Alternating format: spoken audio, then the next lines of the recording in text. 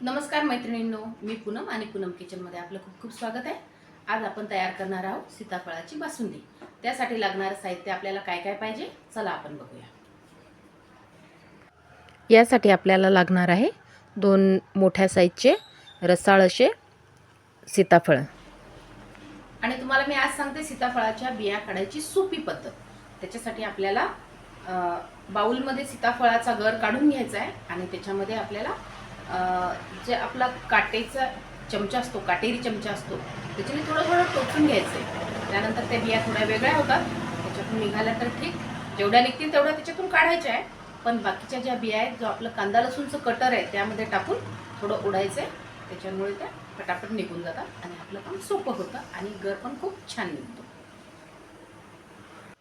तसं या बियांना आवरण घट्ट असल्यामुळे ते लवकर निघत नाही, त्यामुळे काट्याच्या चमच्याने थोडं टोचून घेतलं ना तर ते आवरण त्याचं बाजूला होऊन जातं पूर्ण आणि जेवढ्या निघेल तेवढ्या काढून नंतर आपण कटरच्या साहाय्याने ते व्यवस्थित छानपैकी काढू शकतो, कारण की बी जाता कामा नये आणि सोपी पद्धत आहे। खूप छान या कटरमधून सगळ्या बिया आपोआप निघून जातात।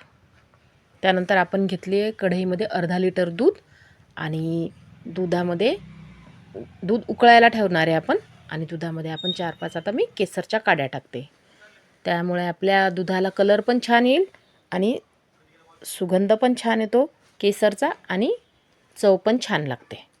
बघा असं छान असं घट्ट होऊ द्यायचं दूध, त्याच्यामुळे छान लागतं। आणि थोडीशी वेलची पावडर टाकायची। त्यानंतर आपल्याला याच्यामध्ये टाकायचे 8 ते 10 काजू बदामचे काप। आपल्या आवडीनुसार काजू बदाम पिस्ते आपल्याला जे आवडत असेल रबडीमध्ये बासुंदीमध्ये ते आपण टाकू शकतो त्यामध्ये।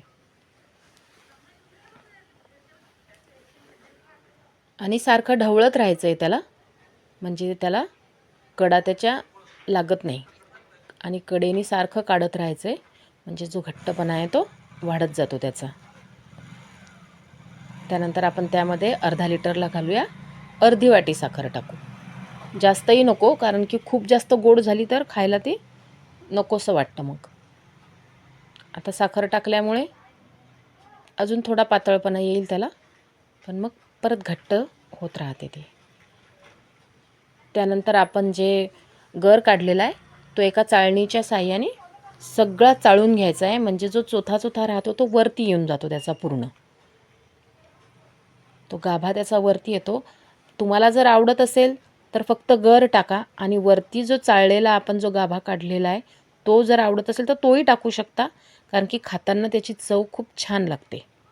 कोणाला आवडतं कोणाला नाही आवडत, तुम्हाला आवडत असेल तो गाभा टाकला तरी खूप छान लागतो हा वाटीमधला।